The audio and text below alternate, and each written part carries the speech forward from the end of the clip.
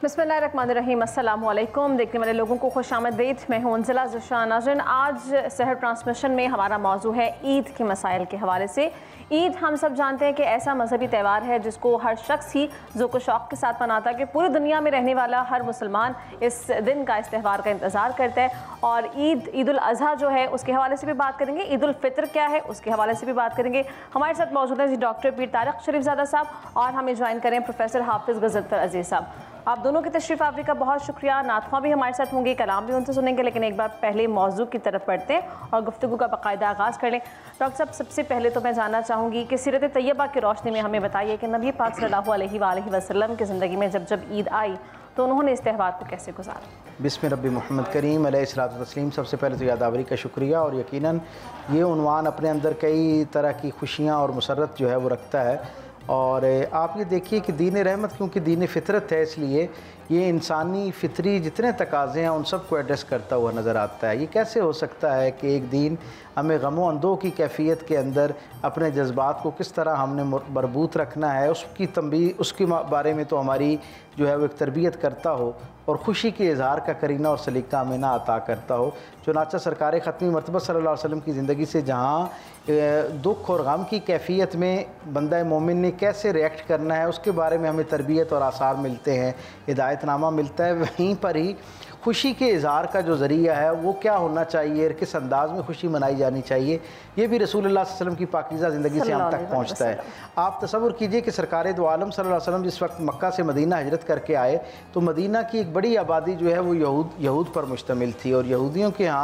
दो तरह के त्यौहार जो हैं, दो त्यौहार बड़े मकबूल थे जो साल भर में उनकी खुशी की अलामत के तौर पर उनकी माशरती ज़िंदगी का हिस्सा थे। रसूलुल्लाह सल्लल्लाहु अलैहि वसल्लम जब यहाँ आए और हुज़ूर ने पूछा एक मरतबा कि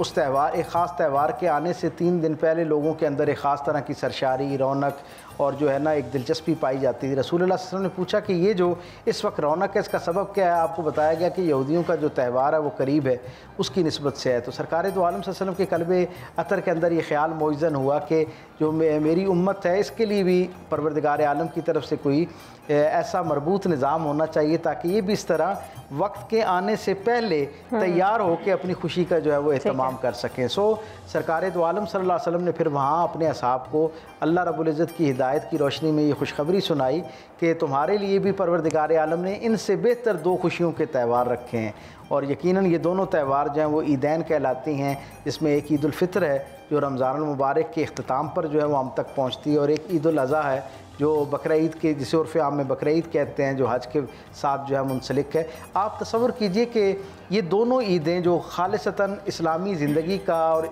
इस्लामी इज्तिमाई ज़िंदगी का भी और इनफरादी दर्जे पर बंदा मोमिन के लिए भी खुशी के बाज़ाब्ता 2 दिन हैं। इन दोनों त्यौहारों की बुनियाद जो है वो अल्लाह रब्बुल इज़्ज़त के साथ इबादत, खुशू खुजू के साथ जुड़ी हुई है। यानी जो छोटी ईद जिसे हम कहते हैं, ये जो बकरा ईद और रमज़ानुल मुबारक के फ़ौरन बाद आती है, ये भी गोया एक पूरा महीना जो भरपूर इबादत और रियाजत के साथ मुंसलिक होता है। उस मंजरनामे के बाद इनाम के तौर पर मैं ये समझता हूँ परवरदिगार आलम की तरफ से एक खुशी का बाज़ाब्ता मौका जो है वो फराम किया जाता है। और ईद उल अज़हा जो है वो भी हज के बाद कुर्बानी के साथ मुंसलिक एक ऐसी खूबसूरत इबादत है, एक ऐसा खूबसूरत त्यौहार है। अच्छा, और ये अगर रसूलुल्लाह सल्लल्लाहु अलैहि वसल्लम की तालीमात और आपकी रोशनी में जैसा आपने खुशी के इज़हार का तरीका सिखाया, अगर ये दोनों त्यौहार ज़ाहिरी तौर पर तो ज़ाती ज़िंदगी की खुशी का मामला है, इज्तिमाई ज़िंदगी की खुशी का मामला है, लेकिन अगर ये हुजूर की तालीमात की रोशनी में मनाए जाएँ तो ये सारी की सारी जो खुशी है ये इबादत में शुमार होना शुरू हो जाती है। गोया जैसे रमज़ानुल मुबारक की रियाजत जो थी, मेहनत थी, रोज़े और रात का क़याम, वो अल्लाह के यहाँ इबादत था। अगर इस ईद के दिन को भी हुजूर की सुन्नत के मुताबिक गुजारा जाए तो ये पूरी की पूरी जो है अल्लाह के यहाँ इबादत के तौर पर पेश होती है। हाफिज़ साहब, नमाज ईद में जो पहला फ़र्ज़ अदा होता है वो ईद का होता है, ईद की नमाज का होता है, सॉरी। तो ये बता दीजिए कि ईद की नमाज अदा करने के आदाब व सुन्नत क्या बताए गए और क्या आदाब होने चाहिए। बिस्मिल्लाहिर्रहमानिर्रहीम। बुनियादी तौर पर ईद उल अज़हा हो या ईद उल फ़ितर हो, दोनों की अदायगी का तरीका एक जैसा ही है। اس میں عید الفطر کے حوالے سے چند باتیں میں عرض کرتا ہوں۔ کچھ چیزیں ایسی ہیں کہ جو عید سے پہلے کرنی ہیں۔ مثال کے طور پہ ایک کام تو یہ کرنا چاہیے کہ اس دن آپ نے صدقہ فطر ادا کرنے کا اہتمام کرنا چاہیے۔ پہلے ادا ہو چکا ہے تو فبہا، بہت اچھا ہے، لیکن اگر ایسا نہیں ہوا تو پھر کم از کم عید سے پہلے صدقہ فطر کی ادائیگی کا اہتمام کرنا چاہیے۔ ٹھیک ہے۔ دوسری بات یہ ہے کہ چونکہ یہ خوشی کا دن ہے اور اس کا آغاز ہوتا ہے اس بات کے ساتھ کہ اللہ کی سنت یہ ہے کہ انسان جب گھر سے نکلے تو نکلنے سے پہلے کوئی میٹھی چیز اپنے لیے اس کا استعمال کرنے کا طریقہ ہونا چاہیے۔ دوسرا، جب آپ جاتے ہیں تو اس میں راستے میں آپ نے کچھ اذکار کا اہتمام کرتے ہوئے جانا ہے، اس ماحول کو معطر کرتے ہوئے جانا ہے۔ اللہ اکبر، اللہ اکبر، لا الہ الا اللہ، اللہ اکبر، اللہ اکبر وللہ الحمد، آہستہ آواز کے ساتھ عید الفطر میں، اور اگر عید الاضحیٰ ہو تو پھر اس کو ذرا اونچی آواز کے ساتھ تاکہ سارے لوگ اس کو سنیں۔ تو یہ دونوں میں تھوڑا سا ایک ڈفرینس بھی ہے۔ دوسری ایک سنت یہ بتائی گئی ہے کہ جس راستے سے آپ نے جانا ہے واپسی کے لیے، اس سے مختلف راستہ اختیار کرنا ہے۔ اس کی بڑی حکمتیں ذکر کی گئی ہیں۔ ایک حکمت یہ بتائی گئی ہے کہ چونکہ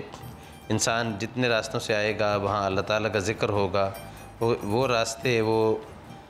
فضا انسان کے لیے قیامت کے دن اللہ کو یاد کرنے کا ایک گواہ بن جائے گی اس کے لیے۔ دوسرا یہ بھی ہے کہ چونکہ مدینہ منورہ میں ایک خاص ماحول تھا، کوئی نان مسلم کمیونٹی بھی وہاں رہتی تھی، تو اس سے اسلام کی ایک شوکت اور ایک قوت کا اظہار بھی ہوتا تھا۔ دوسری ایک بات اور بھی ہے یہاں پر سمجھنے والی، وہ یہ کہ عید الفطر کی جو ادائیگی ہے اس میں ویسے تو عام نماز کے مطابق ہی اس کا طریقہ ہوتا ہے، لیکن کچھ فرق ہیں۔ عام طور پر جمعے کا جو دن ہوتا ہے فرض کریں، اس میں یہ ہوتا ہے کہ پہلے خطبہ ہوتا ہے پھر اس کے بعد نماز ہوتی ہے۔ عید میں یہ ہوتا ہے کہ پہلے نماز ادا کی جاتی ہے، اس کے بعد خطبہ ہوتا ہے۔ ٹھیک ہے۔ پھر اس میں 2 رکعت ادا کی جاتی ہیں اور ان 2 رکعت میں قرات بھی اونچی آواز سے ہوتی ہے۔ صرف 6 تکبیرات کا اضافہ کیا جاتا ہے، چونکہ ہم یہاں جہاں رہتے ہیں وہاں احناف کے مسلک کے مطابق نماز ادا ہونی ہے زیادہ تر، تو اس میں پہلی رکعت میں بھی 3 تکبیرات کا اضافہ ہوتا ہے، دوسری میں بھی 3 تکبیرات کا اضافہ ہوتا ہے، تو مجموعی طور پر یہ 6 تکبیرات بن جاتی ہیں۔ اب جب آپ پہلی رکعت میں پڑھتے ہیں تو اس میں پہلی رکعت میں ثنا کے بعد 3 تکبیرات امام ادا کرتا ہے، 3 دفعہ اللہ اکبر کہتا ہے، پھر اس کے لیے ہاتھ اٹھائے جاتے ہیں، پھر اس کے بعد قرات کی جاتی ہے۔ دوسری رکعت میں قرات پہلے کی جاتی ہے، قرات کے بعد 3 تکبیرات زوائد امام ادا کرتا ہے، تینوں دفعہ ہاتھ اٹھایا جاتا ہے، اور پھر چوتھی تکبیر جب کہی جاتی ہے تو وہ رکوع کے لیے ہوتی ہے، امام رکوع میں چلا جاتا ہے۔ اس طرح یہ کچھ تھوڑا سا ڈفرینس ہوتا ہے عید کی نماز میں عام طور پر جمعے کی نماز کے بعد سے۔ پھر اس کے بعد جب 2 رکعت پوری مکمل ہو جائیں گی، 2 رکعت کی ادائیگی کے بعد سلام پھرے گا، سلام کے بعد امام عید کا خطبہ ادا کرتا ہے۔ 2 خطبے جس طرح جمعۃ المبارک میں ہوتے ہیں، اسی طرح عیدین میں بھی 2 خطبے کے ساتھ امام جو ہے وہ اپنے خطبے کی تکمیل کرتا ہے، اور اس کے بعد اس میں وہ پھر عید کے دن، اس کی اہمیت، اس کے احکامات، اس کے فرائض اور جو چیزیں اس میں ضروری ہیں، صدقہ فطر کی بھی تاکید کرتا ہے، اس دن کی اہمیت بھی بتاتا ہے، اس لیے کہ رسول اللہ صلی اللہ علیہ وسلم نے فرمایا ہے کہ ان لکل قوم عیدا وھذا عیدنا، ہر قوم کی عید ہوتی ہے، یہ ہمارا عید کا دن ہے، خوشی کا دن ہے، مسرتوں کا دن ہے۔ اللہ تعالیٰ یہ مسرتیں بار بار نصیب فرمائے انشاءاللہ۔ میں ناظرین ایک چھوٹی سی بریک پہ جانا ہے، لیکن بریک پہ جانے سے پہلے ایک کلام سنتے ہیں، پھر بریک کے بعد آپ کو دوبارہ جوائن کریں گے۔ جی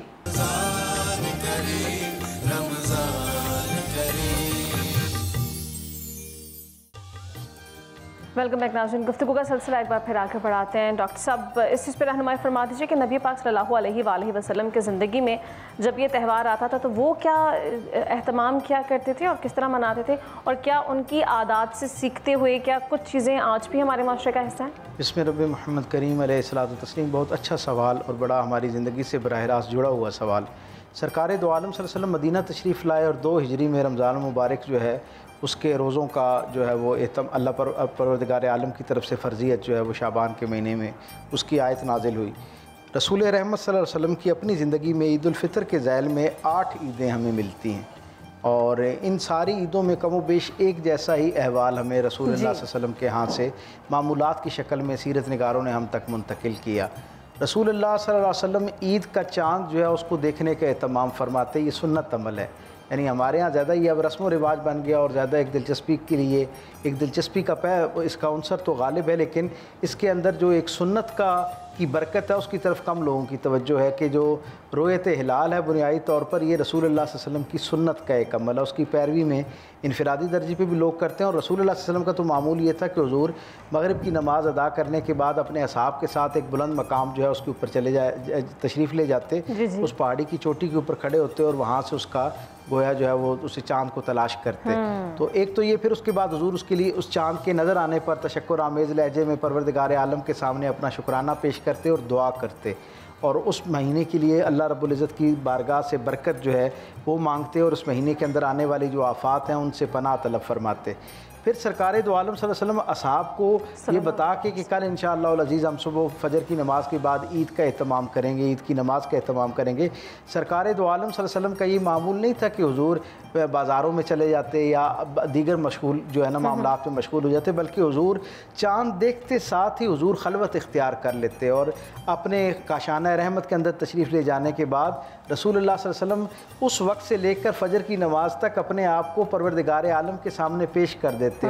اور مناجات اور ریاضت اور عبادت اور جو رمضان المبارک سے برکتیں سمیٹی تھی ان پر شکر، اور جو چیزیں رہ گئی ہیں ان کے بارے میں پروردگار عالم سے برکت کی دعا طلب کرتے تھے۔ ہم سب حضور سے محبت کا اظہار اور اعلان تو بحمدی تعالیٰ کرتے ہیں اور کسی درجے پہ اپنی زندگی ویسی گزارنے کی کوشش بھی کرتے ہیں، لیکن یہاں ایک بہت بڑا سوال ہے کہ کیا ہماری چاند رات بھی اس لیلۃ الجائزہ جیسی ہوتی ہے جیسے سرکار دو عالم صلی اللہ علیہ وسلم اس رات کو گزارا کرتے تھے؟ حضور تو یہ فرماتے ہیں کہ یہ ان 5 راتوں میں سے ہیں جن میں پروردگار عالم کسی سائل کے سوال کو رد نہیں فرماتا، ہر سوال کا جو ہے وہ اجر فرماتا ہے، اور جناب علی کرم اللہ کریم فرماتے ہیں یہ وہ رات ہے، یہ عید سے پہلے کی رات جو ہے جسے ہم چاند رات کہہ کے اسے دنیا داری کی نظر کر دیتے ہیں۔ حضور حضرت علی کرم اللہ کریم فرماتے ہیں کہ اگر اس رات پروردگار عالم اتنا سخی اور فیاض مہربان ہوتا ہے اپنی مخلوق پر کہ کوئی اللہ رب العزت سے خود اللہ تعالیٰ کی ذات کو مانگ لے تو اللہ اپنا آپ عطا کر دیتا ہے۔ اور آپ تصور کیجئے ایک لمحے کے لیے ہمارے سامعین و ناظرین بھی اس پر غور کریں کہ ہمارے ہاں چاند رات پر کیا معاملہ ہوتا ہے۔ جیسی ہمیں یہ خبر ملتی ہے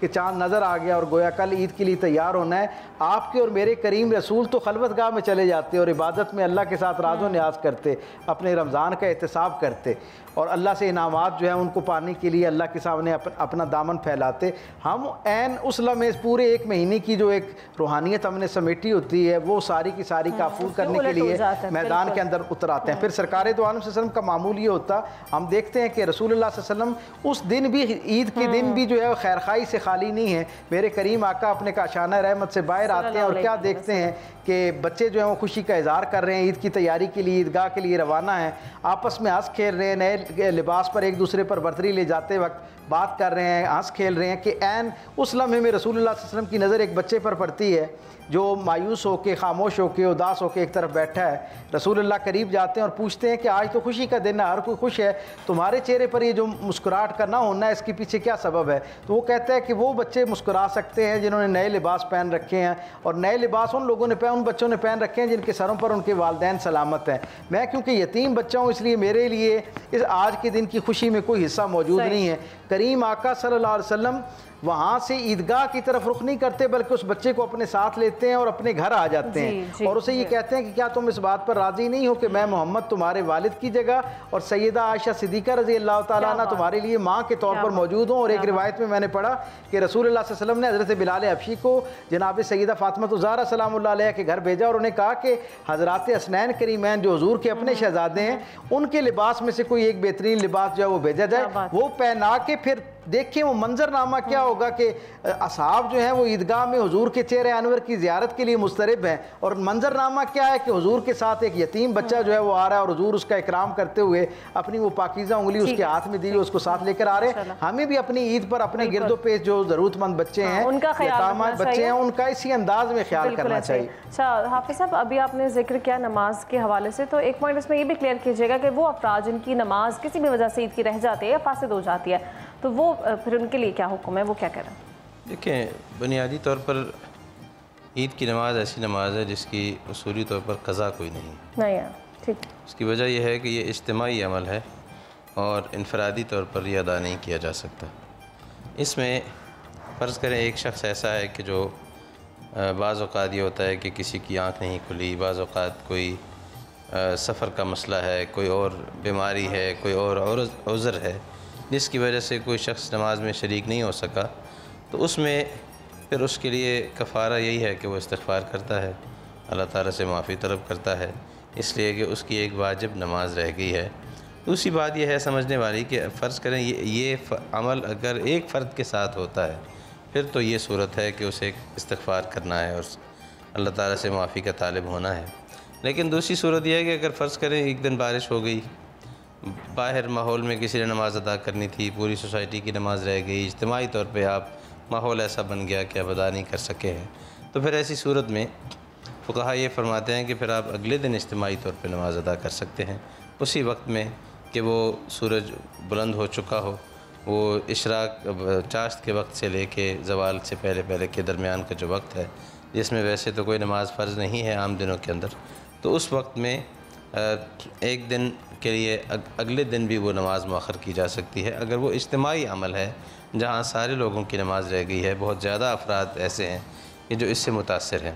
لیکن اگر ایک شخص ایسا ہے کہ جو پہنچتا ہے تاخیر کے ساتھ، اس کی ایک رکعت رہ گئی ہے، اسے یہ کرنا ہے کہ پھر اسی طرح معمول کے مطابق جس طرح اگر کسی کی ایک رکعت رہ جاتی ہے عام جماعت سے، تو وہ امام کے ساتھ ایک رکعت ادا کرنے کے بعد پھر وہ کھڑا ہوگا،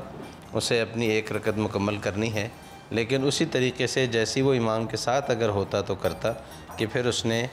چونکہ اس کی پہلی رکعت رہ گئی ہے تو جب وہ قیام کی حالت میں جائے گا تو پھر اس نے ثنا کے بعد پھر اسی طرح 3 تکبیرات ادا کرنی ہے، تینوں دفعہ ہاتھ اٹھانا ہے، پھر اس کے بعد اس نے قرات کرنی ہے اور قرات کے بعد بیٹھ کر مطلب رکوع اور سجود کے بعد تشہد میں بیٹھ کر اس نے سلام پھیرنا ہے، تو معمول کے مطابق اسی طرح اس نے نماز ادا کرنی ہے۔ تو اس اعتبار سے ہمیں یہ طریقہ تھوڑا سمجھنا بھی چاہیے۔ اگر فرض کریں ایک شخص وہ ہے کہ جو پہلی رکعت میں ہی آ کر شریک ہو گیا ہے اور امام کے ساتھ ہی آ کر شریک ہوا ہے، لیکن اس وقت جب وہ گزر چکی ہیں تکبیرات، لیکن وہ قرات میں آ کر شامل ہوا ہے، تو پھر اسے امام کے ساتھ شریک ہو کر اللہ اکبر تکبیر تحریمہ کے بعد پہلے 3 تکبیرات کہنی ہے، پھر اس کے بعد امام کے ساتھ شریک ہونا ہے اور اپنی نماز مکمل کرنی ہے۔ تو تکبیرات واجبہ کا ادا کرنا بہرحال ضروری ہے، تو اس اعتبار سے یہ طریقہ جو ہے وہ اہتمام کے ساتھ ہمارے سامنے ہونا چاہیے۔ بہت شکریہ ناظرین، ابھی چھوٹی سی بریک پہ جانا ہے، بریک سے واپس آئیں گے تو گفتگو کنٹینیو کریں گے، ہمارے ساتھ رہیں۔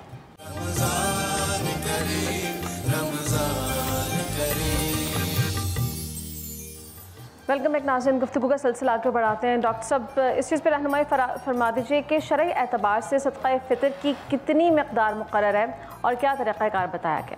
صدقہ فطر سب سے پہلے ہمیں یہ سمجھنا چاہیے، جسے ہم فطرہ بھی کہتے ہیں، فطرانہ بھی کہتے ہیں، زکوٰۃ الرمضان بھی کہتے ہیں اور زکوٰۃ الصوم بھی کہتے ہیں۔ تو یہ سارے نام سے جو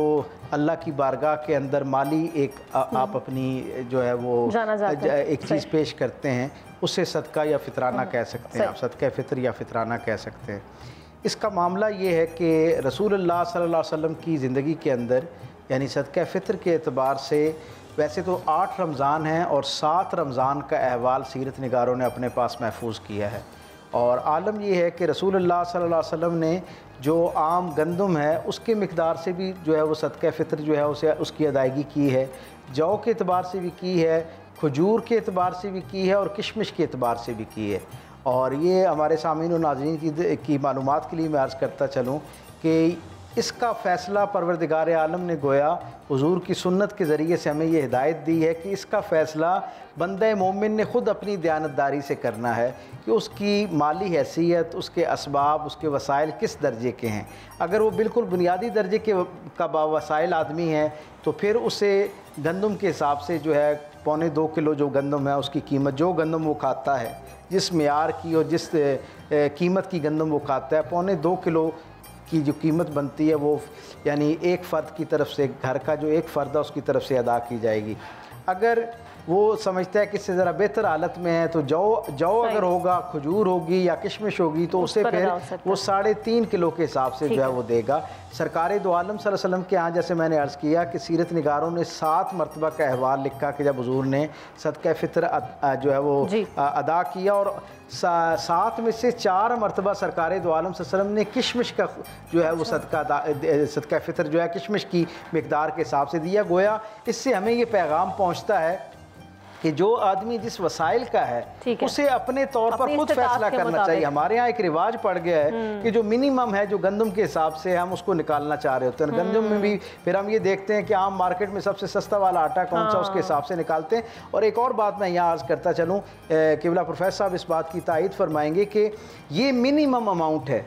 پروردگار عالم کے ہاں ہدیے کے طور پر جو آپ نے اپنے مال میں سے اثار کرنا ہے وہ تو جتنا زیادہ ہو اتنا اللہ کے ہاں پسندیدہ ہے, بہترین کی طرف جانا چاہیے. اس لیے یہ کم سے کم مقدار ہے, یہ تو دینا ہی دینا ہے. اور اگر یہ بھی کم سے کم مقدار پہ اگر آپ نے اتفاق کرنا ہے تو پھر جو بہترین حالت اس کی ہو سکتی ہے اس کے حساب سے دیا جانا چاہیے. اور یہ گھر کے جتنے یعنی نابالغ بچے ہیں وہ جو صاحب نصاب گھر کا آدمی ہے اس کی ذمہ داری میں شامل ہے, ان سب کی طرف سے دیا جائے گا. فقہاء نے تو یہاں تک کہا کہ جو اس دن پیدا ہونے والا بچہ ہے اس کی طرف سے بھی دیا جائے گا. ٹھیک ہے. تو حافظ صاحب آپ یہ بتا دیجئے کہ پرسیپشن یہ ہے کہ جو روزے رکھتا ہے اسی کا وہ فطرانہ دے سکتا ہے, کہ جس نے روزے نہیں رکھے ہیں یا کچھ روزے رکھے ہیں اس پر بھی فطرانہ اتنا ہی فرض ہے یا واجب ہے؟ دیکھیں, پہلی بات تو یہ ہے کہ ڈاکٹر صاحب نے ذکر کیا کہ مقدار کے حوالے سے وہ بات کر رہے تھے. میرا ایک پرسنل قسم کی رائے ہے, ہو سکتا ہے عام طور پر علماء اس سے اتفاق نہ کریں, وہ یہ کہ بنیادی مقصد اس کا یہ تھا کہ جو ایک ضرورت مند شخص ہے اس کا کم از کم یہ عید کا دن جو ہے یہ اچھا گزر جائے. صحیح. اب فرض کریں کہ ایک شخص وہ ہے کہ جو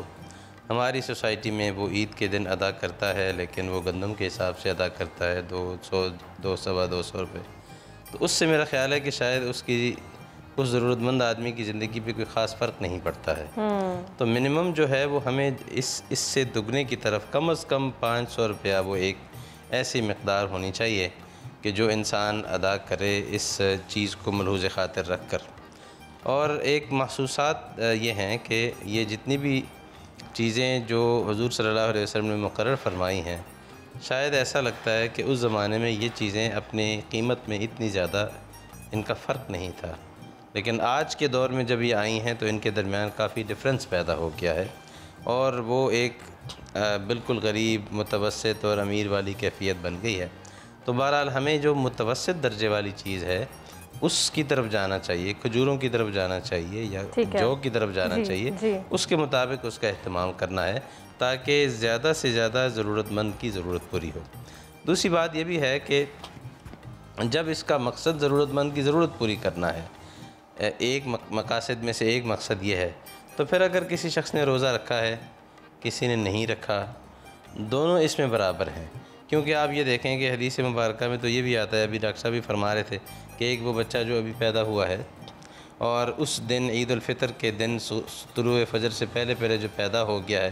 اس کی طرف سے بھی ادا کرنا پڑے گا. اب ظاہر ہے وہ تو روزے کا مکلف ہی نہیں ہے, اس کے اوپر تو روزہ فرضی نہیں ہوا ابھی, وہ فرضیت کے درجے تک بلکہ پہنچا ہی نہیں ہے. تو اگر اس کی طرف سے بھی ضروری ہے تو پھر ایک شخص خود جو روزے بالغ ہے, صحت مند ہے, اس نے اگر روزے کم رکھے ہیں کسی وجہ سے یا نہیں رکھ سکا ہے, یا ایک بیمار ہے فرض کریں جو رکھ ہی نہیں سکتا زندگی بھر کے لیے, فیوچر میں بھی نہیں رکھ سکتا,